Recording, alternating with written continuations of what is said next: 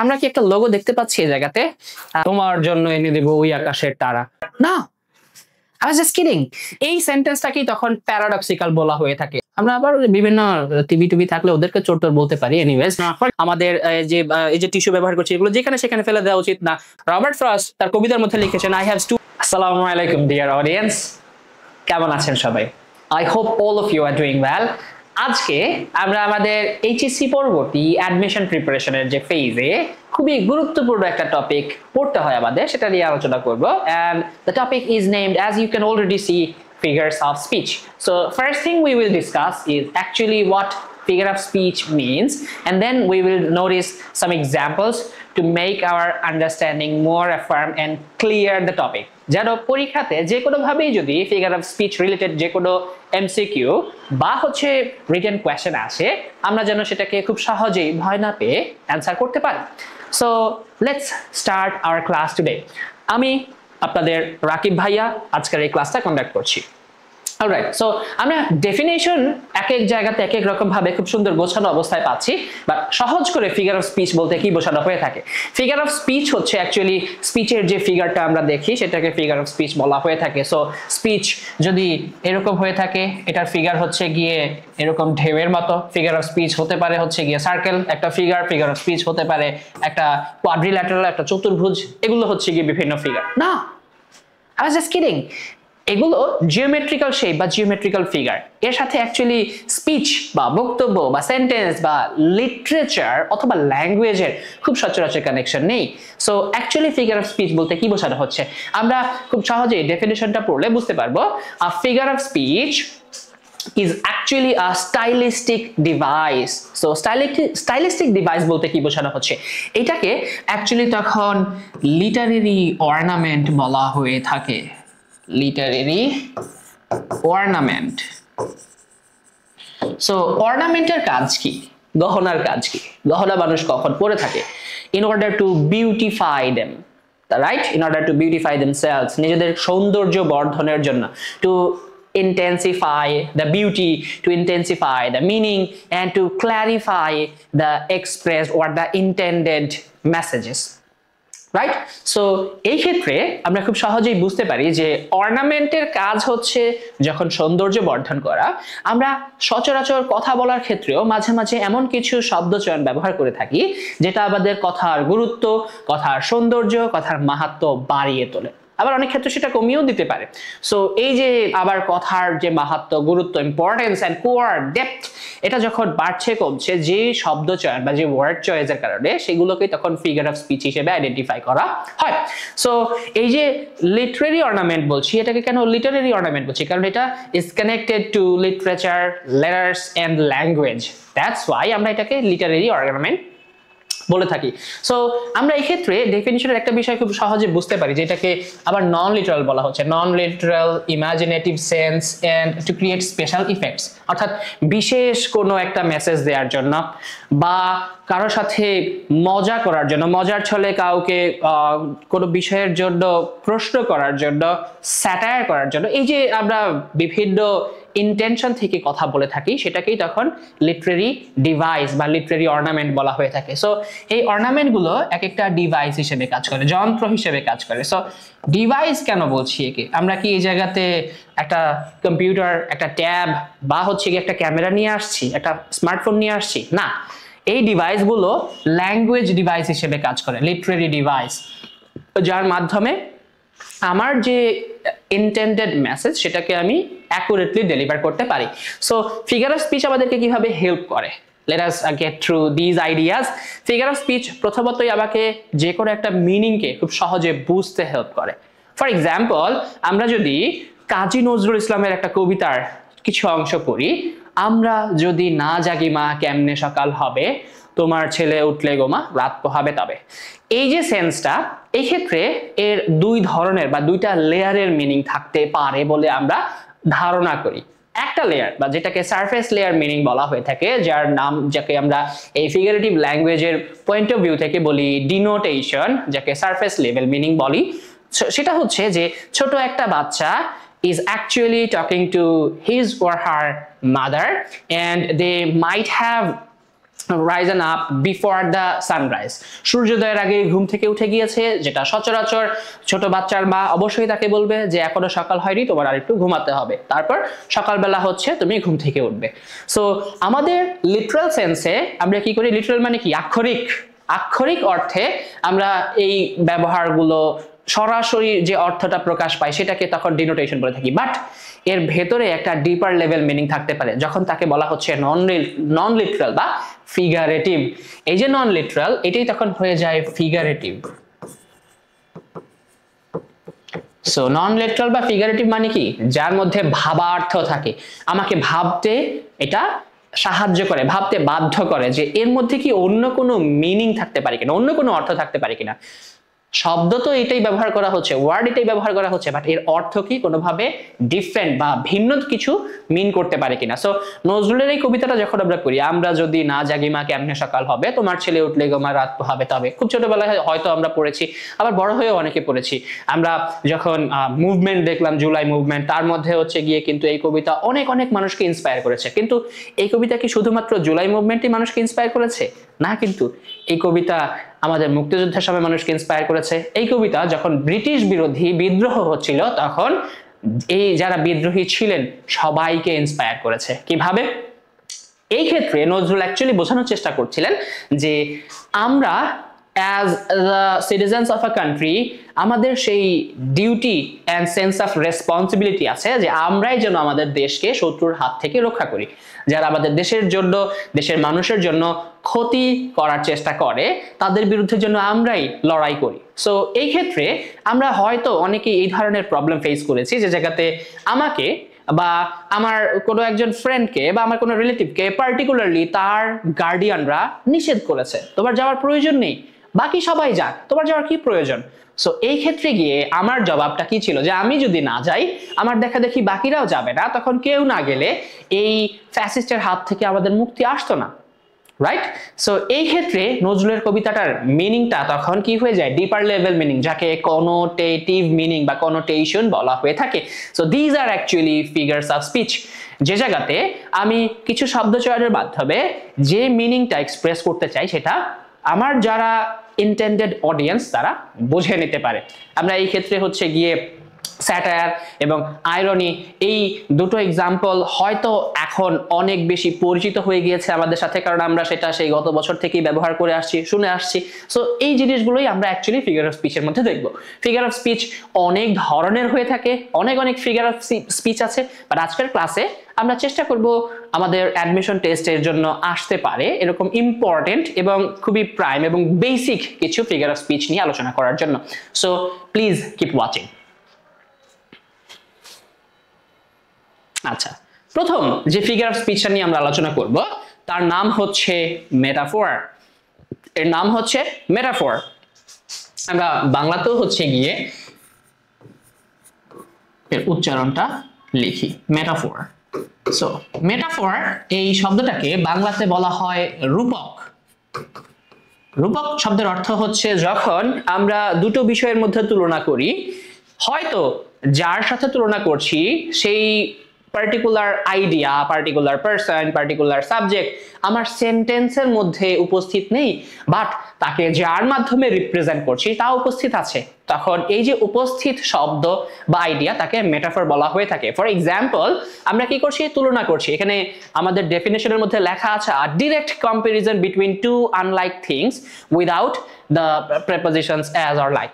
যে জায়গাতে এই প্রেপোজিশন দুটো ছাড়া কি করা হচ্ছে, আমার দুটো বস্তুর মধ্যে যাদের মধ্যে হয়তো সচরাচর কোনো মিল নেই, তাদের মধ্যে তুলনা নিয়ে আসা হচ্ছে, একটার থ্রুতে বাকিটাকে বোঝানো হচ্ছে।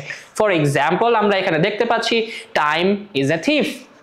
আমি টাইমকে কম্পেয়ার করেছি থিফের সাথে, আমি টাইমকে কম্পেয়ার করেছি থিফের সাথে।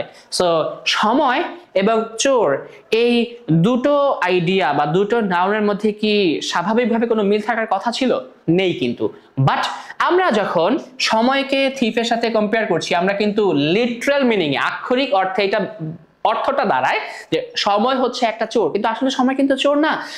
রাদার এখানে মিন করা হচ্ছে যে সময় খুব দ্রুত চলে যায়, চোখের পলকেই চলে যায়। আমরা যখন আনঅ্যাটেন্টিভ থাকি, আমরা যখন অমনোযোগী থাকি বা আনকনশাস থাকি বা আমাদের হেলায় ফেলায় হচ্ছে সময় পার হয়ে যায়, যার জন্য টাইমকে থিপের সাথে তুলনা করা হয়। এখানে সময়কে কখনোই চোর বলা হয় নাই, রাইট? আমরা আবার বিভিন্ন টিভি থাকলে ওদেরকে চোর তোর বলতে পারি। Anyways, forget it, I never said anything to you. Alright, so এর পরবর্তী যে এক্সাম্পলটা আমরা এই জায়গাতে দেখব খুবই মজার এবং খুবই ইন্টারেস্টিং, আমাদের বোঝার জন্য সুবিধা হবে আমাদের বোঝার জন্য। Our tigers have killed it in today's match. এই সেন্টেন্সটার আক্ষরিক বা লিটারাল মিনিং হচ্ছে আমাদের বাঘরা আজকের ম্যাচে কিছু একটাকে হত্যা করেছে। আমরা কি একটা লোগো দেখতে পাচ্ছি এই জায়গাতে? আই থিঙ্ক তোমরা এই লোগোটা সবাই চেনো। আই এম সরি, আপনারা সবাই এই লোগোটা চেনেন। I must pay my respect to you. So এই যে লোগোটা, এই লোগোর মধ্যে যে একটা বাঘের ছবি ইউজ করা হয়েছে, এই বাঘের থ্রুতেই আমরা আমাদের বাংলাদেশ ক্রিকেট টিমের প্রত্যেকটা মেম্বারকে বাংলার বাঘ হিসেবে আইডেন্টিফাই করে থাকি। সো এই জায়গাতে আওয়ার টাইগার্স দিয়ে আমি সত্যিকার অর্থে বাঘদেরকে ইন্ডিকেট না করে রাদার ক্রিকেটারদেরকে ইন্ডিকেট করেছি। আবার ফর এক্সাম্পল, আমরা যদি কেউ সাহসিকতার কোনো কাজ দেখিয়ে থাকি, আমরা যদি কেউ কোনো বড় ধরনের অ্যাচিভমেন্ট নিয়ে আসি, সেই ক্ষেত্রেও হয়তো মানুষ আমাদেরকে প্রেইজ করার জন্য, অ্যাপ্রিসিয়েট করার জন্য বাঘের বাচ্চা বলে থাকে। সো এই যে বাঘের বাচ্চা যখন আমাকে বলছে, অ্যাকচুয়ালি আমাকে বলছে না যে আমি বাঘের বাচ্চা, rather they are comparing me with a tiger or a tiger cub, because of the bravery or because of the achievements that I have brought in my home, right? এই জন্য হচ্ছে আমাকে বাঘের সাথে তুলনা করা হয়ে থাকে। সো এই জায়গাতে আমরা কি করছি, অ্যাকচুয়ালি আওয়ার টাইগার্স এই ফ্রেজের মাধ্যমে, নাউন ফ্রেজের মাধ্যমে বা এই আইডিয়ার মাধ্যমে আমাদের ক্রিকেটারদেরকে ইন্ডিকেট করছি। এই জন্য আমরা কি বলে থাকি যে দিস ইজ আ মেটাফর। এটাকে তখন কি বলা হয়ে থাকে? রূপক। আমরা একটা শব্দ ব্যবহার করব, হয়তো ওই সেন্টেন্সের মধ্যে যাকে মিন করছি, যাকে রিপ্রেজেন্ট করছি, যে আইডিয়াকে রিপ্রেজেন্ট করছি, যাকে বোঝাচ্ছি, সেই আইডিয়া ডিরেক্টলি প্রেজেন্ট নাই, বাট তারপরেও এটা মেটাফর হিসেবে ইউজ করা হয়ে থাকে। আমরা আরো একটা এক্সাম্পল দেখতে পারি, যেমন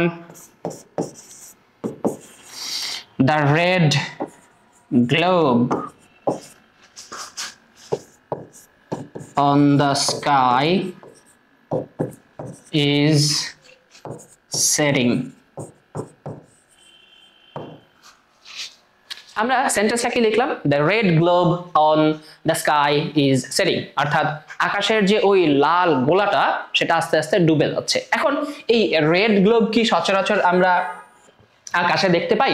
না তো, আকাশে সচরাচর আমরা কোনো লাল গোলা বা লাল বড় ধরনের প্ল্যানেট সচরাচর হচ্ছে গিয়ে দেখতে পাই না। সো রেড গ্লোব বা লাল গ্লোবের মতো দেখা যায় এরকম কোন জিনিসটা আমরা আকাশে বা অ্যাটমসফিয়ারের মধ্যে নোটিস করি? That is the sun. So যার জন্য সান শব্দটা সরাসরি না লিখেও আমি সানকে ইন্ডিকেট করতে পারি, এবং এই ধরনের যে ডিভাইস, লিটারারি ডিভাইস ইউজ করলাম আমি, তখন এই ডিভাইসটার নাম হয়ে যায় মেটাফর। সো আমরা তখন বলতে পারি the red globe is a metaphor for the sun. The red globe is a metaphor for the sun. I hope আমরা বুঝতে পেরেছি। তারপরের এক্সাম্পলে চলে যাব, এবং এটা অলমোস্ট সিমিলার টু মেটাফর। এর পরের যে ফিগার অফ স্পিচ, সেটা নাম হচ্ছে সিমিলি। সো সিমিলি হচ্ছে এক ধরনের মেটাফর, যে জায়গাতে পার্টিকুলারলি দুইটা প্রেপোজিশনের আইদার ওয়ান, যে কোনো একটা ব্যবহার করা হয়ে থাকে। অ্যাজ, লাইক, মতো, কে কার মতো সেটা ইন্ডিকেট করার জন্য এই ফিগার অফ স্পিচটা ইউজ করা হয়ে থাকে। অ্যাজ অথবা লাইক, এই দুটো ওয়ার্ড এর মাধ্যমে সরাসরি ডিরেক্ট কম্পারিজন নিয়ে আসা হয়। যেমন এখানে আমরা উদাহরণ দেখছি, her smile was like Sunshine. So এই জায়গাতে দুইটা কনসেপ্টকে তুলনা করা হচ্ছে, তার স্মাইলকে আর সানশাইনকে। সো তার যে হাসি, তার হাসিকে এই জায়গাতে সানশাইনের সাথে তুলনা যেহেতু করা হচ্ছে, এবং এই জায়গাতে সরাসরি বলা হচ্ছে যে তুমি এর মতো বা তার হাসি এর মতো, সানশাইনের মতো, তখন এটাকে এই ধরনের ফিগার অফ স্পিচকে বলা হয়ে থাকে সিমিলি। আই হোপ আমরা আরেকটা এক্সাম্পল দেখলে খুব সহজেই বুঝতে পারবো। এখানে যেরকম লেখা আছে যে সিমিলির উদাহরণে আমরা ধরতে পারি life is like a camera, জীবন হচ্ছে একটা ক্যামেরার মতো। সো এই যে মতো শব্দটা যখন আমরা ব্যবহার করি, তখন এটাকে স্পেসিফিকলি সিমিলি বলা হয়ে থাকে। যখনই আমরা এই জায়গাতে আমাদের যে লাইক অথবা অ্যাজ প্রিপোজিশন আছে সেটাকে বাদ দিচ্ছি, তখনই সেটা হয়ে যাচ্ছে মেটাফর। ডিরেক্টলি মেটাফর বলা হচ্ছে কারণ লাইফ ইজ এ গেম, এখানে গেম এবং লাইফ এই দুটো কনসেপ্টকে তুলনা করা হয়েছে, বোঝানো হয়েছে একটা থ্রুতে বাকিটাকে। জীবন হচ্ছে কি একটা রিস্কি গেম। আই হোপ আমরা এটা বুঝতে পেরেছি। সো আমরা যখন এই ধরনের এক্সাম্পল দেখব, the man is as old as the tree, এই লোকটা এই গাছের মতোই বয়স্ক, তখন এই অ্যাকচুয়ালি এই লোকটাকে এবং গাছটাকে দুটোর বয়সকে তুলনা করা হয়েছে। এই লোকটার বয়স প্রায় গাছটার বয়সের সমান। সো এই জায়গাতে ডিরেক্টলি যেহেতু এদেরকে তুলনা করা হচ্ছে এবং আমরা এই জায়গাতে এই প্রিপোজিশন অ্যাজ পাচ্ছি, দ্যাট ইজ ওয়াই আমরা এই ধরনের ফিগার অফ স্পিচ, এখানে যে ধরনের বাক্যালঙ্কার, বাক্যের অলঙ্কার বা লিটারারি অর্নামেন্ট বা লিটারারি ডিভাইস ইউজ করা হয়েছে তাকে বলছি সিমিলি। আই হোপ আমরা এটা বুঝতে পেরেছি। এরপরে যে ফিগার অফ স্পিচ নিয়ে আমরা আলোচনা করব, that is personification. So personification বলতে কি বোঝানো হচ্ছে, হিউম্যান কোয়ালিটি যখন আমরা কোনো নন হিউম্যান অবজেক্ট বা নন হিউম্যান বিইং কে দেই, তখনই তাকে হচ্ছে গিয়ে পার্সনিফাই করা বলা হয়ে থাকে। সো পারসন শব্দটা থেকেই পার্সনিফাই এই ভার্বটা এসেছে এবং তার নাউন ফর্ম হচ্ছে পার্সনিফিকেশন। উদাহরণস্বরূপ আমরা কি বলতে পারি, হয়তো আমি এই ক্যামেরার দিকে তাকিয়ে কথা বলছি এবং ক্যামেরাকে বলছি, O camera you know my miseries, O camera তুমি আমার দুঃখগুলো জানো, ইউ ক্যান সি মি। আসলে আমি এই ক্যামেরার সাথে যখন কথা বলছি তাকে একজন হিউম্যান বিইং চিন্তা করে তারপর তার সাথে এই কথাগুলো বলছি, even though they don't know how to feel. Camera কিন্তু ফিল করতে জানে না, ক্যামেরা কিন্তু আমাকে যে দেখছে সে আমাকে কোনো ফিডব্যাক দিতে পারবে না, বাট তারপরেও আমি ধরে নিচ্ছি যে এই ক্যামেরা একজন হিউম্যান বিইং এর মতো আমার কথা শুনতে পারবে। সো এটা শুধুমাত্র যে ক্যামেরার সাথেই করতে হবে তা কিন্তু না, আমরা অনেকেই হচ্ছে গিয়ে বিড়ালের সাথে কথা বলি, কুকুরের সাথে কথা বলি, পাখির সাথে কথা বলি, চাঁদের সাথে কথা বলি, রাইট? সো এই ক্ষেত্রে আমরা কি করে নেই, ওই নন লিভিং নন হিউম্যান বিইং অথবা হচ্ছে কি অবজেক্টকে কি করে থাকি, পার্সনিফাই করে থাকি। যেমন আমরা যদি কার উদাহরণ দিব, উইলিয়াম ব্লেকের সংস অফ এক্সপিরিয়েন্স থেকে দ্য টাইগার কবিতার কথা রেফার করি, তখন সেই জায়গাতে কিন্তু তার প্রথম লাইন এরকম ছিল, tiger tiger burning bright in the forest of the night. হয়তো তোমাদের বইয়ের মধ্যে এই কবিতাটা তোমরা পড়েছো। সো ওখান থেকে আমরা পার্সনিফিকেশনের আইডিয়া পাই। Let us get through an example, the wind whispered through the trees, বাতাস এই গাছের মধ্যে কি করলো বা গাছগুলোর মধ্যে দিয়ে ফিস ফিস করে শব্দ করলো। এখন এই যে সেন্টেন্সটা, এই সেন্টেন্সটার অর্থ বোঝার জন্য আমাদেরকে প্রথমে এই ডিভাইসটা বুঝতে হবে যে পার্সনিফিকেশনটা কি। সো এই জায়গাতে হুইসপার করা কার কোয়ালিটি, হুইসপার মানে হচ্ছে কি ফিস ফিস করে কথা বলা বা ফিস ফিস করে শব্দ করা। এই জায়গাতে যদিও বাতাস সরাসরি ফিস ফিস শব্দ করতে পারে না, বা তারপরেও তাকে হিউম্যান একটা কোয়ালিটির সাথে, মানব গুণাবলীর সাথে তুলনা করা হয়েছে। দ্যাট ইজ ওয়াই এইখানে ফিগার অফ স্পিচটার নাম হচ্ছে পার্সনিফিকেশন, রাইট? পার্সনিফিকেশনের অপোজিট যে টার্ম সেটা হচ্ছে অবজেক্টিফিকেশন। যেমন কোনো ব্যক্তিকে বস্তু হিসেবে তুলনা করা, বস্তু হিসেবে মনে করা, তখন সেটাকে বলা হয় অবজেক্টিফিকেশন। কিন্তু বস্তুকে যদি আমি বা অমানবিক, অমানসিক, অমানুষ কাউকে যদি হচ্ছে কি মানুষ তুলনা করি, সেই ক্ষেত্রে আমরা তখন এটাকে পার্সনিফাই করা বলতে পারি। যেমন অমানুষ তো অনেকেই আছে, এনিওয়েজ ওই এক্সাম্পলে যাচ্ছি না। সো আমরা এই জায়গাতে উইন্ড বা বাতাসকে হচ্ছে গিয়ে মানুষের মতো হুইসপার করার কোয়ালিটি দিয়েছি, তারপর বলছি যে সে গাছগুলোর মাঝখান দিয়ে ফিস ফিস করছে। আসলে এই সেন্টেন্সটার অর্থ কিন্তু এই যে বাতাস গাছের মাঝে দিয়ে ফিস ফিস করছে বা কথা বলছে সেটাকে মিন করে না, রাদার বাতাস শো শো করে বয়ে যাচ্ছে তাকে ইন্ডিকেট করা হচ্ছে। বাট তারপরেও দেন এগেইন সেন্টেন্সকে একটু সুন্দর করে বোঝানোর জন্য, এটাকে আর্টিস্টিক কোয়ালিটি দেওয়ার জন্য, অ্যাস্থেটিক কোয়ালিটি দেওয়ার জন্য এই ধরনের ল্যাঙ্গুয়েজ লেখা হয়ে থাকে। এখন এই যে ল্যাঙ্গুয়েজ যেটাকে হচ্ছে গিয়ে আমরা ফিগারেটিভ বা হচ্ছে গিয়ে লিটারারি ল্যাঙ্গুয়েজ বলে থাকি, এই ল্যাঙ্গুয়েজটা আমাদের ডে টু ডে বা কমিউনিকেটিভ ল্যাঙ্গুয়েজ থেকে কিন্তু ডিফারেন্ট। কমিউনিকেটিভ ল্যাঙ্গুয়েজ হচ্ছে আমরা যে ভাষায় সচরাচর কথা বলে থাকি, আইসি গেসি খাইসি, বাট আমরা যখন কবিতা পড়ি, গল্প পড়ি, উপন্যাস পড়ি, তাদের ভাষা কিন্তু আমাদের দৈনন্দিন কথা বলার ভাষা থেকে কিছুটা ডিফারেন্ট হয়ে থাকে। এবং ওই ডিফারেন্স কেন হয়? Because of the uses of these literary devices. এই ফিগার অফ স্পিচ ব্যবহার করার কারণে কিছুটা পার্থক্য আসে, যার জন্য আমরা যখন কবিতা উপন্যাস পড়ি আমাদের ভালো লাগে, আমরা আনন্দ অনুভব করি, আমাদের কাছে মনে হয় যে আমরা কোনো কিছু একটা শিখছি। আমরা কবির মতো করে বা হচ্ছে গিয়ে ঔপন্যাসিকের মতো করে চিন্তা করতে পারছি, তখন সেই শব্দ চয়নগুলো আমাদের মাথায় থাকে এবং আমরা সেটা হয়তো পরবর্তীতে আমাদের ডে টু ডে লাইফের মধ্যে ইউজ করে থাকি। সো পার্সনিফিকেশনের আরো একটা এক্সাম্পল আমরা এভাবে চাইলে লিখতে পারি, The cat told me to feed it. The cat told me to feed it এর অর্থ হচ্ছে বিড়ালটা আমাকে বলেছিল যেন আমি একে খাওয়াই বা একে খাওয়ানোর জন্য বলেছিল। আসলে এই সেন্টেন্সটার আক্ষরিক অর্থ হচ্ছে বিড়ালটা আমাকে বলেছে তাকে যেন খাওয়াই, কিন্তু আমরা যদি এর ভাবার্থ বা ফিগারেটিভ মিনিং বের করতে যাই তাহলে আমরা দেখবো যে আসলে বিড়াল কিন্তু বলতে পারে না।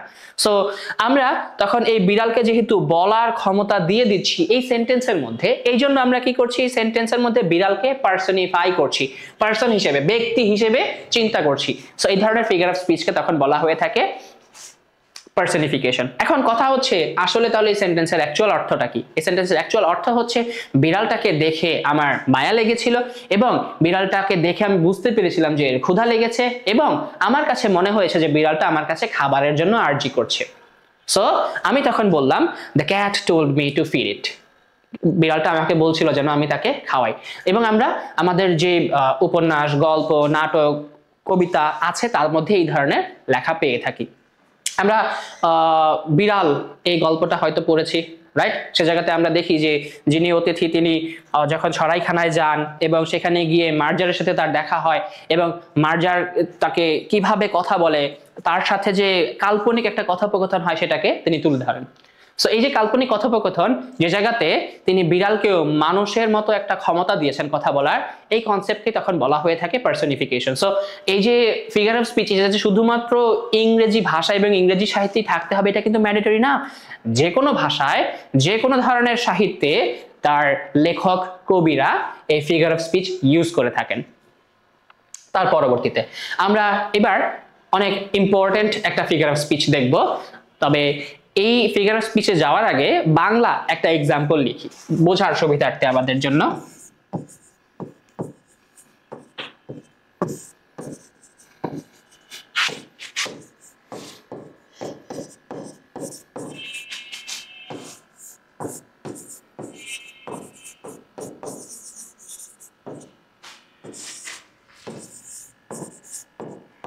তোমার জন্য এনে দেব ওই আকাশের তারা, 1000 বছর পর্যন্ত আমি তোমার জন্য অপেক্ষা করব আর তোমাকে ভালোবাসবো। এই ধরনের বুলশিট হচ্ছে গিয়ে আমরা আমাদের বিলাপেরদেরকে বলে থাকি just to convince them that we actually like them. একটু বোঝানোর জন্য আমাদের নিব্বা-নিব্বিরা নিজেদেরকে এইভাবে বলে থাকে, আমরাও হয়তো অফেন টাইপ বলে থাকি। সো এই যে সেন্টেন্সটা লিখলাম, তোমার জন্য এনে দেব ওই আকাশের তারা, এটা বাস্তবে আমার ক্ষেত্রে করা পসিবল না। আমি কি করছি? অতিরঞ্জিত করছি। এটাকেই তখন বলা হয় এক্সাজারেট করা, ওভার এমফাসাইজ করা, কোনো কিছুকে অতিরিক্ত ভাবে বাড়িয়ে বলা। এবং এই যে কোয়ালিটি, এটাকেই তখন বলা হয় হাইপারবোলি। এর নাম হচ্ছে হাইপারবোলি বা অতিরঞ্জন। যখন আমরা কবিতা, উপন্যাস পড়ি তার মধ্যে এই ধরনের ল্যাঙ্গুয়েজ আমরা পেয়ে থাকি। সো আমরা এক্সাম্পলে পাচ্ছি extreme exaggeration used for emphasis, কোনো কিছুর গুরুত্ব বোঝানোর জন্য যখন সেই জায়গাতে অনেক বেশি অতিরঞ্জন ব্যবহার করা হয়ে থাকে সেটাকে হাইপারবোলি বলে। For example, I have a million things to do today. এখন একদিনে মানুষ কয়টা টাস্ক করতে পারে? ঘুম থেকে ওঠা, দাঁত ব্রাশ করা, ফ্রেশ হওয়া, গোসল করা, তারপর হচ্ছে গিয়ে আবার ঘুমাতে যাওয়া, তারপর আবার ঘুম থেকে ওঠা, আবার ব্রাশ করা, আবার ফ্রেশ হওয়া, তারপর আবার ঘুমাতে যাওয়া, আবার ঘুম থেকে ওঠা। একদিনে বড় জোর হচ্ছে গিয়ে এই কাজগুলো সবচেয়ে বেশি করা যেতে পারে। আমরা যারা হচ্ছে গিয়ে নিজেদেরকে এডুকেশনিস্ট এন্ড দেন হচ্ছে গিয়ে স্টুডেন্টস দাবি করি, তারা এই কাজের মধ্যে নিজেদেরকে ব্যস্ত রাখি। তারপর হচ্ছে গিয়ে ক্লেম করি প্রশ্ন এত কঠিন হয়েছে, আমাদেরকে সাজেশন ঠিক মতো দেওয়া হয় নাই, ব্লা ব্লা ব্লা ব্লা ব্লা। সো এই ক্ষেত্রে আমরা অ্যাকচুয়ালি কি দেখতে পাচ্ছি, জোকস অ্যাপার্ট, আমরা দেখতে পাচ্ছি যে মিলিয়ন থিংস যখন বলা হচ্ছে, মিলিয়ন থিংস অ্যাকচুয়ালি আমার সত্যিকার অর্থে যে আমাকে প্রায় 10 লক্ষ কাজ করতে হবে সেটাকে ইন্ডিকেট করে না, রাদার কাজের গুরুত্ব বোঝানোর জন্য এই মিলিয়ন থিংসটাকে বোঝানো হয়েছে। এবং মিলিয়ন থিংস কি, আমার ধরেন কাজ হচ্ছে গিয়ে আছে 10টা কাজ টাস্ক আমার একদিনে কমপ্লিট করতে হবে, আমার 5টা টাস্ক একদিনে কমপ্লিট করতে হবে, 2টা টাস্ক কমপ্লিট করতে হবে, কিন্তু কাজটা এত বেশি ইম্পর্টেন্ট, সো তখন হচ্ছে গিয়ে আমি এভাবে ওভার এক্সাজারেট করি। এক্সাজারেট মানে হচ্ছে কি অনেক অতিরঞ্জন করে, অতিরিক্ত বাড়িয়ে বলা। আই গেস আমরা এটা বুঝতে পেরেছি। সো এই যে বাংলা এক্সাম্পল দেখলাম, তারপর হচ্ছে গিয়ে ইংলিশ এক্সাম্পল দেখলাম, এটা হয়তো আমাদেরকে হাইপারবোলি বুঝতে সাহায্য করবে। সো এর পরের যে ফিগার অফ স্পিচটা নিয়ে আমরা আলোচনা করব, that is alliteration. So alliteration বলতে বোঝায় যখন আমরা সিমিলার সাউন্ডিং কনসোনেন্ট সাউন্ড পাবো, বা পরপর কিছু শব্দে, সেটা 2টো হতে পারে, 3টা হতে পারে, বা মোর দেন দ্যাট হতে পারে, যে জায়গাতে একই রকম সিমিলার কনসোনেন্ট সাউন্ড হতে পারে, সেই ফিগার অফ স্পিচকে for the sake of the aesthetic beauty of a sentence বলা হয়ে থাকে অ্যালিটারেশন। অনেক কবি, অনেক ঔপন্যাসিক, অনেক প্লেরাইট তাদের লেখার মধ্যে এই অ্যালিটারেশনকে একটা লিটারেরি অর্নামেন্ট বা লিটারেরি ডিভাইস হিসেবে ইউজ করেছেন। ফর এক্সাম্পল আমরা এখানে দেখতে পাচ্ছি Peter piper picked a pack of পিকলড papers. এই জায়গাতে প্রত্যেকটা শব্দের শুরুতে, অলমোস্ট ম্যাক্সিমাম শব্দের শুরুতে Peter P P P P P এই পি সাউন্ডটা আমরা পেয়েছি, যেটা একটা কনসোনেন্ট সাউন্ড। সো এই জন্য এখানে যে বিউটি ডিভাইস বা লিটারেরি ডিভাইস বা লিটারেরি অর্নামেন্ট ইউজ করা হয়েছে তাকে বলা হয় অ্যালিটারেশন। আমরা বাংলাতে যদি তার একটা এক্সাম্পল দেখতে পাই, আমরা হয়তো ছোটবেলাতে এই ধরনের টাং টুইস্টার গুলো অনেক টাইম বা অফটেন টাইম শুনেছি, পাখি, পাকা, পেঁপে, খায়। তো বাংলাতে যেহেতু আমরা এই ধরনের টাং টুইস্টার গুলো শুনতাম, নিজেরা প্র্যাকটিস করতাম, এখানেও আমরা পাখি, পাকা, পেঁপে একই রকম সাউন্ড, প এর সাউন্ডটা পাচ্ছি দেখে আমরা এটাকে অ্যালিটারেশন বলে থাকি। সো এই জায়গাতে অ্যালিটারেশন মানে কি শুধু প এর সাউন্ড, ইংলিশেও পি, বাংলাতেও প এর এক্সাম্পল দেখলাম না, এটা নেসেসারি না। যেমন আমরা বলতে পারি green glass grew on the field, যার অর্থ হচ্ছে মাঠের মধ্যে সবুজ ঘাস জন্মেছিল। সো আমরা গ গ গ সাউন্ডটা হচ্ছে কি এখানে পাচ্ছি, যার জন্য একে বলা হচ্ছে অ্যালিটারেশন। আই হোপ এর চেয়েও বেশি এক্সাম্পল দেখলে আইডিয়াটা ক্লিয়ার হয়ে যাবে। দেন নেক্সট যে ফিগার অফ স্পিচ নিয়ে আমরা আলোচনা করব, that refers to a deeper level of meaning. যেখানে যে ডিপার লেভেল মিনিং, বা আমরা একটু আগে যেখানে কনোটেটিভ মিনিং এর কথা বলেছিলাম, সেটার কোনো পলিটিক্যাল অথবা হচ্ছে গিয়ে হিস্ট্রিক্যাল অথবা হচ্ছে গিয়ে কালচারাল কোনো ডিপার লেভেল মিনিং থাকতে পারে, তখন তাকে বলা হচ্ছে অ্যালেগরি। আবার এখানে ডিপার রিলিজিয়াস মিনিংকেও ইমবেড করা হতে পারে সেন্টেন্সের মধ্যে। ফর এক্সাম্পল আমরা যদি সেন্টেন্স দেখি, একটা এখানে লেখা আছে all animals are equal but some animals are more equal than others. So এই যে সেন্টেন্সটা, এর অর্থ হচ্ছে গিয়ে সব প্রাণী এক সমান, কিন্তু কিছু প্রাণী একটু বেশি সমান। এখন লিটারাল মিনিং এর ভেতর ইমবেডেড যে মিনিংটা থাকে, সে তার অর্থ হচ্ছে যে প্রত্যেক মানুষ নিজেদেরকে অন্যদের সমান চিন্তা করতে চায়, বা যারা হচ্ছে গিয়ে পাওয়ার পজিশনে থাকে তারা এই ধরনের ন্যারেটিভ, তারা এই ধরনের ডিসকোর্স মানুষের কাছে পৌঁছে দিতে চায়, যে জায়গাতে তারা বলতে চায় we are on the same boat, but actually তারা সেম বোটে থাকে না। তারা নিজেরা সব সময় বেশি প্রিভিলেজ নিয়ে থাকে, তারা সব সময় ল অ্যান্ড অর্ডারকে ডিফাই করে থাকে, তারা নিয়ম মানে না, তারা হচ্ছে গিয়ে নিয়মের ঊর্ধ্বে চলে যায়, তখন এই অংশটুক চলে আসে but some animals are more equal than others. এই যে কোডটা, এটা আমরা পাবো জর্জ অরওয়েলের লেখা বিখ্যাত একটা নভেলা অ্যানিমাল ফার্ম থেকে, যে ফার্ম অ্যাকচুয়ালি কিছু পশু পাখির রেবেলিয়ন দেখায়, এবং সেই রেবেলিয়নটা কিভাবে তারা হিউম্যান অপ্রেসরের এগেইনস্টে প্রোটেস্ট করে নিজেরাই একটা ফার্ম রান করা শুরু করে, এবং তাদের শুরুতে মোটো থাকে সব অ্যানিমেলই ইকুয়াল থাকবে, but by the end of the নোভেলের শেষে গিয়ে আমরা নোটিস করি যে তারা ঠিক তাদের যে হিউম্যান অপ্রেসর ছিল, অর্থাৎ তাদের যে অত্যাচারী শাসক ছিল, সেই শাসকের মতোই নিজেরা আচরণ করা শুরু করে। সো এই নোবেলের একটা কনটেক্সট আছে, যেটা 1917 এ হওয়া, 1917 সালে হওয়া বলশেভিক রেভলিউশন, যেটা রাশিয়াতে হয়েছিল এবং রাশিয়ান রেভলিউশন নামে পরিচিত, সেই কনটেক্সটকে ইন্ডিকেট করে। দ্যাট ইজ ওয়াই এই ধরনের যে অ্যালেগরি, এটাকে তখন পলিটিক্যাল অ্যালেগরি বলা হয়ে থাকে। সো অ্যালেগরির যে বিষয়টা, এটা অফটেন টাইম বিভিন্ন অন্যান্য লিটারেরি ডিভাইসের সাহায্য নিয়েও প্রকাশ করা হতে পারে। রাইট? আমরা আরো একটা এক্সাম্পল দেখতে পারি।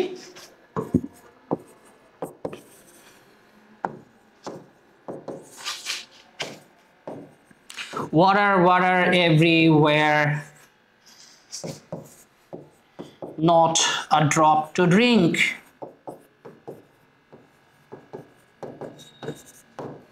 এই যে আমি কবিতার ভার্সটা লিখলাম, এটা স্যামুয়েল টেইলর কোলেরিজের the rime of the ancient mariner থেকে কোট করা। এখানে অ্যাকচুয়ালি কি বলা হচ্ছে যে চারদিকে শুধুমাত্র পানি, কিন্তু পান করার মতো একটা ফোঁটাও নেই।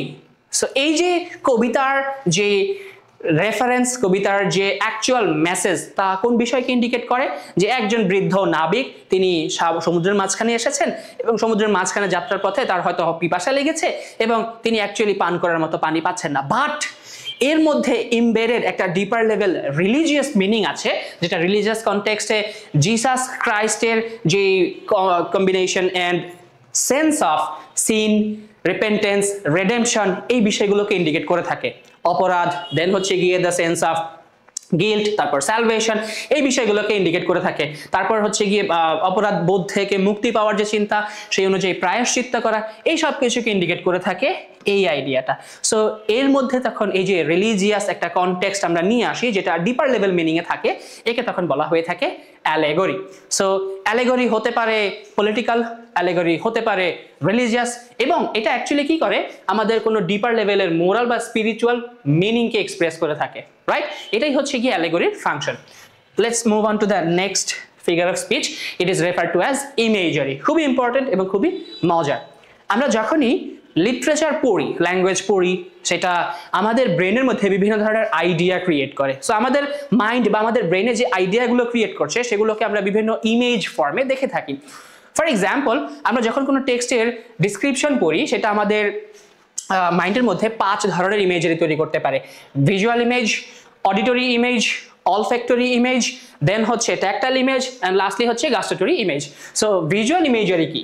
অর্থাৎ আমার যে কোনো কনটেক্সট পড়ে যদি ভিভিড কোনো একটা ইলাস্ট্রেশন চোখের সামনে ভেসে ওঠে, চোখের সামনে আজ আমার মাইন্ড যদি ক্যাপচার করতে পারে, তখন সেই ধরনের ইমেজারিকে বলা হয়ে থাকে ভিজুয়াল ইমেজারি। ফর এক্সাম্পল, আমরা সেন্টেন্সটা পড়ি, the golden sun set behind the crimson hills. আমি যখন এই সেন্টেন্সটা পড়ি, তখন আমার চোখের সামনে এই যে সূর্য পাহাড়ের ঠিক পাদদেশে ডুবে যাচ্ছে বা অস্ত যাচ্ছে, সেই দৃশ্যটা আমি কল্পনা করতে পারি, ইমাজিন করতে পারি। সো এই যে একটা দৃশ্য চোখের সামনে কল্পনা করতে পারা, এর রিজনই হচ্ছে এটাকে ভিভিডলি এক্সপ্রেস করা হয়েছে থ্রু দিস সেন্টেন্স। এই জন্য এই ধরনের ডিভাইসকে তখন ভিজুয়াল ইমেজারি বলা হয়। So let's move on to the next idea of auditory imagery, যে জায়গাতে আমার কাছে মনে হবে যে আমি নিজেও এই লেখাটা পড়ার মাধ্যমে একই সাথে শব্দটা শুনতে পাচ্ছি। আমি যখন বাংলাতে একটা উদাহরণ দিই, যে ছুটির ঘন্টা বাজছে হচ্ছে গিয়ে টং টং টং, এই যে টং টং বা ঢং ঢং ঢং আওয়াজটা, এটা যদি আমি মুখ দিয়ে নাও বলি, যারা আমরা অলরেডি ছুটির ঘন্টার আওয়াজটা শুনেছি, তাদের মাথার মধ্যে অলরেডি ওই অডিটরি ইমেজটা ক্রিয়েট হয়ে যাবে। তারা তখন ওই শব্দটাও নিজের কানে শুনতে পাবে যে কি করে শব্দটা হয়ে থাকে। সো এই জায়গাতে একটা এক্সাম্পল দেওয়া হলো, the leaves rustled softly in the morning breeze। এই জায়গাতে দুইটা শব্দের কথা ইন্ডিকেট করা হয়েছে, rustled softly and evening breeze. Evening breeze মানে কি? সন্ধ্যার যে বাতাস বয়ে যাচ্ছে, সেই বাতাসের মধ্যে আমরা পাতাগুলোর আলতো মরমরে শব্দ শুনতে পেলাম, পাতাগুলো কিভাবে শব্দ করে, এবং কেউ যদি পাতার উপর পাড়া দেয়, সেই জায়গাতে হচ্ছে কি রাসলিং সাউন্ড হয়। এই যে সাউন্ডটা এই জায়গাতে পড়ার মাধ্যমেও আমি শুনতে পাই। আমি পড়ছি, চোখ দিয়ে দেখছি, বাট তারপরেও আমার ব্রেনের মধ্যে আইডিয়াটা ক্রিয়েট করে। এই জন্য এই ধরনের ইমেজারিকে, যেহেতু ইমেজ তৈরি করছে ইনসাইড মাই ব্রেন, একই রকম সিগন্যাল তৈরি করছে, যার জন্য একে বলা হচ্ছে অডিটরি ইমেজ।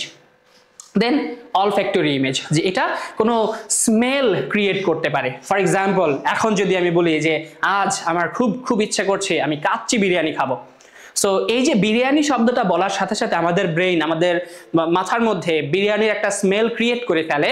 এটাই হচ্ছে গিয়ে তখন অলফ্যাক্টরি ইমেজকে ইন্ডিকেট করে, কারণ আমার মাথার মধ্যে তো সেই একই সেন্স বা একই আইডিয়া ক্রিয়েট হয়ে যাচ্ছে, এবং এটা আমরা তখন এক্সাম্পল সেন্টেন্সের মাধ্যমে দেখতে পারি। The aroma of fresh coffee field the room, অর্থাৎ ফ্রেশ কফির গন্ধে পুরো রুমটা পরিপূর্ণ হয়ে গেল। সো এই ক্ষেত্রে আমরা যখন কফির গন্ধে পুরো রুমটা পরিপূর্ণ হয়ে গেল সেন্টেন্সটা বলে থাকি, একই সাথে ওই আইডিয়া, ওই ঘ্রাণও আমার মাথার মধ্যে রিক্রিয়েট হয়। এখন কথা হচ্ছে এমন কোন অলফ্যাক্টরি আইডিয়া যদি দেয়া হয় যেটা সম্পর্কে আমি প্রিভিয়াসলি অ্যাকনোলেজড না, অ্যাকোয়েন্টেড না উইথ দ্য আইডিয়া, সেই ক্ষেত্রে কি আমি একই রকম ঘ্রাণ তৈরি করে নিতে পারবো? না, এক্স্যাক্ট ওই রকম ঘ্রাণ আমার ব্রেন তৈরি করতে পারবে না, বাট আমার ব্রেন গেস করে অন্য একটা ঘ্রাণের সাথে এটাকে ইনকর্পোরেট করে নেবে, কানেক্ট করে নেবে। ফর এক্সাম্পল, আমরা হয়তো অমলেট ডু ফ্রমেজ এই নামটা অনেকে শুনেছি, অনেকে শুনি নাই। সো আমি যদি এভাবে ক্লেম করি যে today I have had my breakfast with omelette ডু ফ্রমেজ, তাহলে সেই ক্ষেত্রে আমরা যারা অমলেট ডু ফ্রমেজ খেয়েছি বা টেস্ট করেছি তারা এটার স্মেলটা কানেক্ট করতে পারবো, বাট যারা এই স্মেল কখনো আগে এক্সপিরিয়েন্স করিনি তারা হয়তো অন্য যে কোনো স্মেলকে এর পরিবর্তে অল্টারনেটিভ বা সাবস্টিটিউট হিসেবে কানেক্ট করে নেবে উইথ দ্য সেন্টেন্স। সো এটাকে তখন অলফ্যাক্টরি ইমেজ বলা হয়ে থাকে, রাইট? আচ্ছা, আমরা যদি বলি যে রজনীগন্ধার যে স্মেল বা যে ঘ্রাণ, সুঘ্রাণ আছে, সেই ঘ্রাণে পুরো পরিবেশ মৌ মৌ করছে, এবং সেই আইডিয়া তখন আমরা গেস করে ফেলতে পারি, আমাদের ব্রেন সেই সিগন্যালটাকে রিক্রিয়েট করে। দেন আসে হচ্ছে গিয়ে গাস্টেটরি ইমেজ, এবং গাস্টেটরি ইমেজ রেফার করে দ্য সেন্স অফ টেস্ট, কোনো কিছুর স্বাদকে। আমরা যেমন বিরিয়ানির গন্ধের কথা বলেছিলাম, বিরিয়ানির স্বাদও কিন্তু আমরা অনেকেই জানি। সো সেটা বিরিয়ানি হতে হবে ম্যান্ডেটরি না, যে কোনো কিছুর স্বাদ যেটা আমি অলরেডি এক্সপিরিয়েন্স করেছি, এটা যদি আমি কোনো লেখা পড়েই, লিটারেরি ল্যাঙ্গুয়েজ পড়েই যদি সেই টেস্টটা রিক্রিয়েট করতে পারি, তার মধ্যে অবশ্যই ডেফিনেটলি সেই ইমেজারিটা ইউজ করা হয়েছে, যার মাধ্যমে ইমেজ আমার মস্তিষ্কে তৈরি হচ্ছে। সো আমরা এক্সাম্পল দেখি, the tangy lemon made her lips pucker. এই ক্ষেত্রে আমরা খুব সহজে বাংলা এক্সাম্পলের মাধ্যমে বিষয়গুলো বুঝতে পারি কি, যে এই যে লেবুটা তার জিভের মধ্যে যাওয়ার ফলে সে হচ্ছে গিয়ে কিছুটা টুইস্টিং বা হচ্ছে গিয়ে কিছুটা তিক্ততা প্রকাশ করলো। এটাকে হচ্ছে গিয়ে তখন আমরা যখন নিজেরা এই বিষয়টা পড়বো বা এটার ভিজুয়াল কোনো রিপ্রেজেন্টেশন দেখবো, আমাদের কাছে হচ্ছে গিয়ে তখন এরকম সাউন্ড বা এক্সপ্রেশন চলে আসবে, যে লেবুর রস যখন জিভের মধ্যে যাবে তখন আমাদের এক্সপ্রেশন এরকম একটা এক্সপ্রেশন আমরা হচ্ছে গিয়ে দিয়ে থাকি। সো আমরা তখন টেস্টটাকেও কি করতে পারবো, আমাদের ব্রেনের মধ্যে রিক্রিয়েট করে ফেলতে পারবো। Then lastly tactile image, the sense of touch. কোনো কিছু আমাকে স্পর্শ করে গেল, এটা গরম হতে পারে, ঠান্ডা হতে পারে, শক্ত হতে পারে, নরম হতে পারে, এই যে অনুভূতিটা চলে আসা, এটাই হচ্ছে তখন বোঝানো হয়ে থাকে যে এটা হচ্ছে এক ধরনের ট্যাকটাইল ইমেজ। আমরা যখন উপন্যাস পড়ি, হরর স্টোরি পড়ি, দেন ওইটার মধ্যে এরকম ডিসক্রিপশন দেয়া থাকে, হঠাৎ করে আমি অন্ধকার রুমের মধ্যে একা হাঁটছি, কে যেন কতক্ষণ পর আমার কাঁধের মধ্যে একটা ঠান্ডা হাত রাখলো। আউট অফ নোওয়্যার আমরা দেখবো যে আমাদের গুজবাম্প চলে আসছে, এবং আমরা নিজেরাও ফিল করছি যে হয়তো ঠান্ডা হাতটা এইভাবে অনুভূত হতে পারে। Maybe we can feel the cold hand on our shoulders as well, as long as we are reading through the descriptions, right? So এই যে সেন্সটা আমার মাথায় ক্রিয়েট হচ্ছে, এটাকে তখন ট্যাকটাইল ইমেজ বলা হয়ে থাকে। আই গেস আমরা ইমেজারির উদাহরণটা বুঝতে পেরেছি। দেন অনমেটোপিয়া। অনমেটোপিয়া এর অর্থ হচ্ছে যখন কোনো ওয়ার্ড, কোনো ন্যাচারাল যে সাউন্ড আছে সেই সাউন্ড অনুযায়ী হচ্ছে গিয়ে এক্সপ্রেস করা হয়ে থাকে ডিরেক্টলি। যেমন আমরা দরজায় নক করার ক্ষেত্রে যে আওয়াজটা হয় সেটাকে বলি হচ্ছে গিয়ে ঠক ঠক। আমরা লিখলাম এটাকে বাংলায় ঠক ঠক।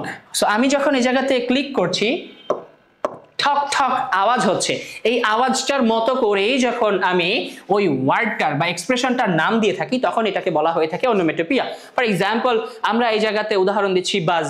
আমরা যখন এরকম সাউন্ড করি, বাজিং সাউন্ড। সো এই বাজিং সাউন্ড কারা করতে পারে? ফর এক্সাম্পল বিজ, মৌমাছি হচ্ছে গিয়ে বাজিং সাউন্ড করতে পারে, রাইট? দেন হচ্ছে গিয়ে আমরা রাসলিং ব্রিজের কথা বলেছি, এগুলোও হচ্ছে গিয়ে অনোমেটোপিয়ার এক্সাম্পল হতে পারে। দেন আমরা বলেছি হচ্ছে গিয়ে দ্য সাউন্ড অফ ব্যাং, কোনো কিছু জোরে বিস্ফোরণ হলো, সেই সাউন্ডটা অনেকটা ব্যাং এর মতো। দেন হচ্ছে গিয়ে হিস সাউন্ডটা, এই হিস সাউন্ডটা হিস এর সাথেই হচ্ছে গিয়ে একই সাথে অ্যাসোসিয়েটেড। দ্যাট ইজ ওয়াই এই ধরনের ডিভাইসকে বলা হয়ে থাকে অনোমেটোপিয়া। স্প্ল্যাশ, পানি পড়ার যে সাউন্ডটা, এটা যেভাবে হচ্ছে গিয়ে পানির মধ্যে একটা ফোঁটা বা বেশি হচ্ছে গিয়ে পৌরিং সাউন্ড হয়, অনেকটা হচ্ছে গিয়ে এরকম সাউন্ড হয়ে থাকে। দ্যাট ইজ ওয়াই এই ডিভাইসগুলোকে বলা হয়ে থাকে অনোমেটোপিয়া। দেন অক্সিমরন বা প্যারাডক্স, খুব মজার। যখন দুটো অপোজিট ওয়ার্ড বা অপোজিট আইডিয়াকে একই সেন্টেন্সের মধ্যে ইনকর্পোরেট করা হয়, তখন দুটো ওয়ার্ডের ক্ষেত্রে তাকে বলা হচ্ছে প্যারাডক্স, বাট দুইটা আইডিয়া একটু ব্রডার কনসেপ্ট হলে তাকে বলা হয়ে থাকে প্যারাডক্স। ফর এক্সাম্পল, আমরা কিছু কমন এবং কিছু ফেমাস অক্সিমরনের এক্সাম্পল দেখি যেখানে বলা হচ্ছে same difference. This is the same difference that we have been noticing from the very beginning. একদম শুরু থেকে এই সেম ডিফারেন্স আমরা দেখে আসছি, কিন্তু মজার বিষয় হচ্ছে সেম আর ডিফারেন্স এই দুইটা শব্দ কিন্তু পরস্পরের বিপরীত। অর্থাৎ সেম মানে একই, ডিফারেন্স মানে পার্থক্য, একই পার্থক্য। একই রকম ভাবে আমরা এই যে উদাহরণটা দেখব অরিজিনাল কপি, এই দুটো শব্দের অর্থ কিন্তু ঠিক একটা আরেকটার বিপরীত। এরা দুজনই হচ্ছে কি পোলার অপোজিট বা বাইনারি অপোজিট। সো এই ক্ষেত্রে আমরা তখন অরিজিনাল কপি এই আইডিয়াটাকেই তখন বলে থাকি দিস ইজ অক্সিমরন। প্যারাডক্স কি এর থেকে একটু ব্রডার আইডিয়া। যেমন এই জায়গাতে আমরা খুব একটা কনফিউজিং বা হচ্ছে মজার একটা মিম শেয়ার করেছি। ইংলিশ টিচার ক্লাসে এসে যখন বলছে যে আ child is the father of a man, let me write it here for you.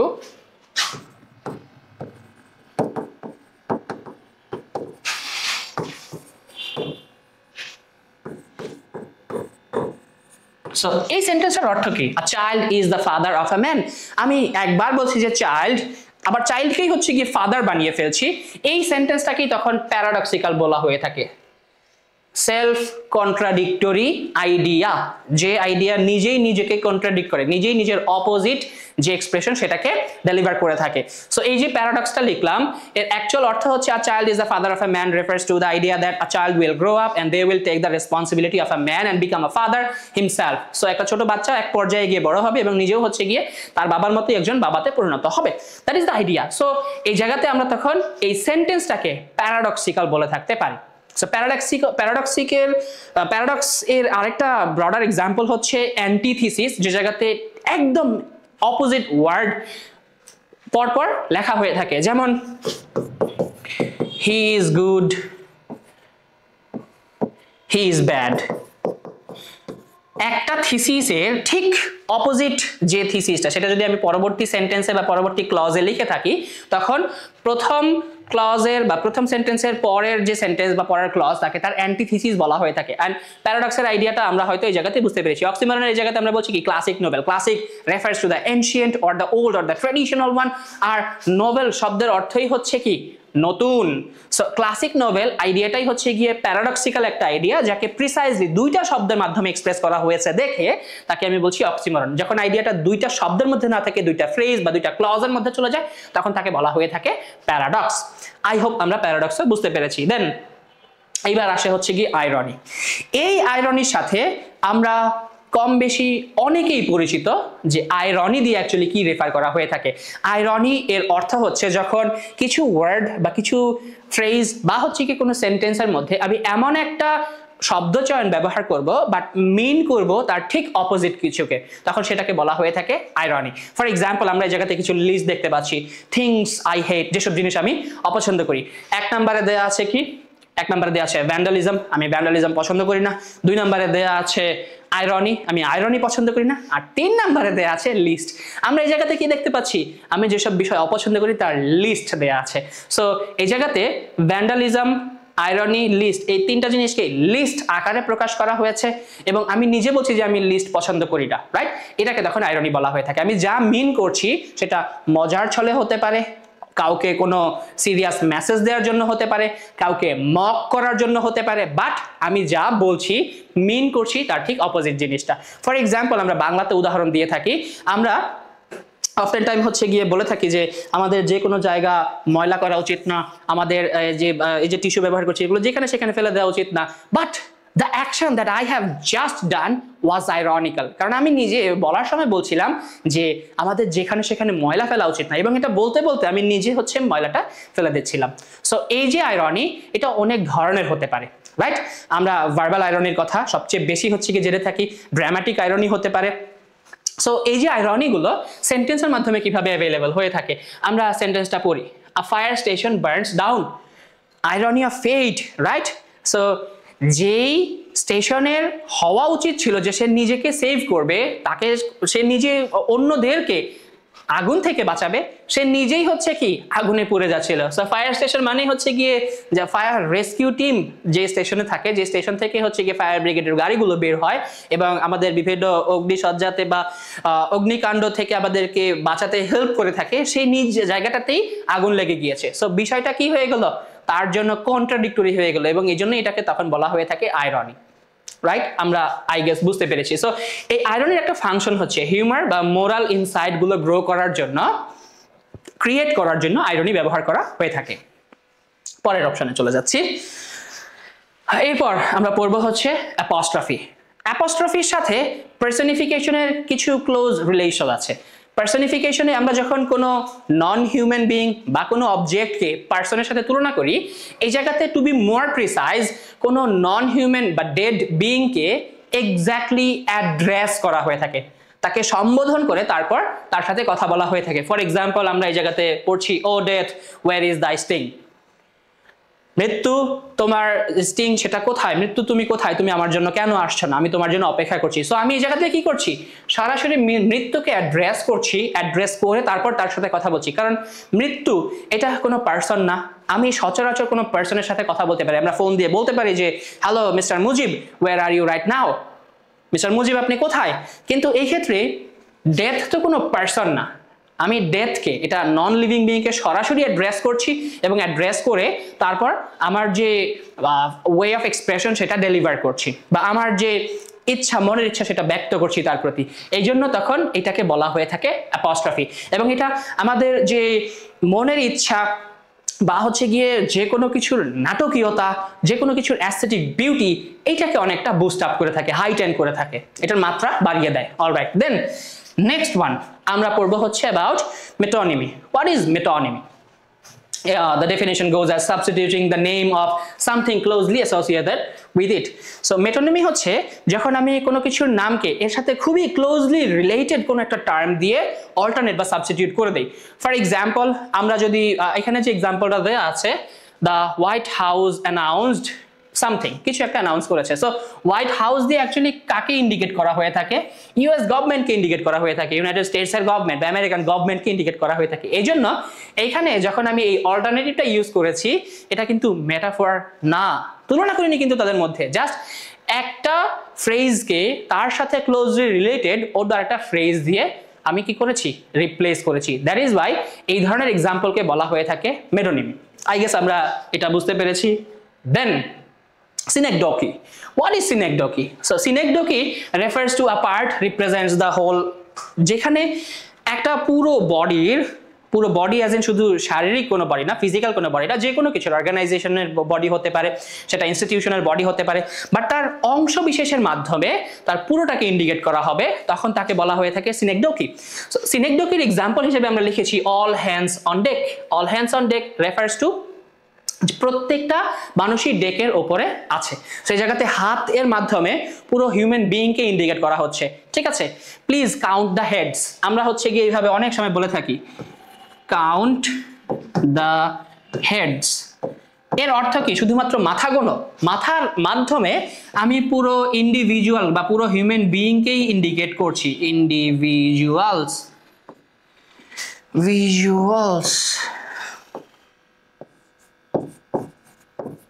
or human beings কে or persons কে ইন্ডিকেট করছি। Count the number of person, কতজন মানুষ এসেছে তাদেরকে কাউন্ট করা। আমাদের এরকম জোক আমরা খুব হয়তো সচরাচর শুনেছি যে চাইনিজ ইঞ্জিনিয়াররা বলেছে we need more heads for the construction of the bridge. এর অর্থ কি? আমাদের আরো অনেক বেশি মাথা লাগবে, তাই না? এই জন্য মানুষের কল্লা কেটে নিয়ে গিয়ে তারপর ওই ব্রিজের নিচে পুঁতে দিলে তাড়াতাড়ি কনস্ট্রাকশন শেষ হয়ে যাবে না। That is not the idea. আইডিয়াটা হচ্ছে যে উই নিড মোর হেডস, এর অর্থ আমাদের আরো বেশি ম্যান পাওয়ার দরকার। হেড মানে কি? আসলে মানুষ দরকার, যেন আরো বেশি কর্মী এসে আমার এই কাজটাকে আরো বেশি তাড়াতাড়ি করতে পারে, এফিশিয়েন্টলি করতে পারে। এটাকে তখন বলা হয় উই নিড মোর হেডস। একই রকম ভাবে উই নিড মোর হ্যান্ডসও বলতে পারি। হ্যান্ডস এর মাধ্যমেও কি সাহায্য বা কাজ করার যে পাওয়ার, কাজ করার যে সংখ্যা, সেটাকে কর্মীদের সংখ্যা সেটাকে ইন্ডিকেট করা হয়ে থাকে। সো এটাকে তখন বলা হয়ে থাকে synecdoche। অলরাইট, এরপর যে টপিকটা নিয়ে আলোচনা করছি, যে ফিগার অফ স্পিচ, সেটাকে বলা হয়ে থাকে পান। পান এক ধরনের হিউমারাস বা ক্লেভারলি অ্যাক্টিভিটি, যে জায়গাতে আমি মজার ছলে কোনো একটা কথা বলে থাকি এবং তার মধ্যে কিছুটা রিদমিক প্যাটার্ন হয়ে থাকে। রিদমিক প্যাটার্ন অ্যাজ ইন ছন্দ মিলিয়ে কিছু একটা বলার চেষ্টা করি। ফর এক্সাম্পল আমরা এই জায়গাতে লিখেছি time flies like an arrow, fruit flies like a banana. এই জায়গাতে আমরা যে অ্যাকচুয়াল এক্সাম্পলটা দেখলাম এইটা মোটিভেশনাল একটা সেন্টেন্স, বাট এর পরের যে অংশটা সেটা আমি কি করেছি, প্রিভিয়াস যে ক্লজ সেই প্রিভিয়াস ক্লজের সাথে মিলিয়ে নিজের হিউমার থেকে একটা আইডিয়া ক্রিয়েট করার চেষ্টা করেছি। এইটাকে তখন বলা হয়ে থাকে পান। সো পান is created on the basis of fun. মজা করার জন্য আমি যখন কোনো একটা সিরিয়াস বিষয়ের সাথে সিমিলারিটি রেখে একই রকম স্ট্রাকচার, একই রকম সাউন্ড এবং একই রকম ক্লোজলি অ্যাসোসিয়েটেড মিনিং এক্সপ্রেস করার চেষ্টা করি, তখন সেটাকে পান বলা হয়ে থাকে। ফর এক্সাম্পল আমরা এরকম লিখতে পারি, মাই নেম, আর মায়ের পরিবর্তে লিখতে পারি for a song, my name Mahmood। কারণ নাম যদি মাহমুদ হয়ে থাকে সে এইটাকে একটা পান হিসেবে ইউজ করতে পারে, ইভেন তো এটা একটা কমপ্লিট সেন্টেন্স না, বাট দেন এগেন মাহ নেম মাহমুদ এই ধরনের আইডিয়াকে অ্যাকচুয়ালি পান বলা হয়ে থাকে। মজার ছলে কিছুটা হিউমার এক্সপ্রেস করার জন্য মানুষজন পান ইউজ করে থাকতে পারে। আই গেস আমরা পানের এক্সাম্পলটা বুঝতে পেরেছি। এছাড়া আমরা এর পরবর্তীতে দেখব যে কিভাবে এই লিটারারি ডিভাইসগুলো লিটারেচারে ব্যবহার করা হয়ে থাকে। ফেমাস যারা লরেট ছিলেন, যারা ফেমাস অথর ছিলেন ইংলিশ লিটারেচারে, বাংলা লিটারেচারে, তারা কিভাবে এই লিটারারি ডিভাইসগুলো তাদের বিভিন্ন লেখালেখির মধ্যে ইউজ করেছেন সেটা আমরা দেখার চেষ্টা করব।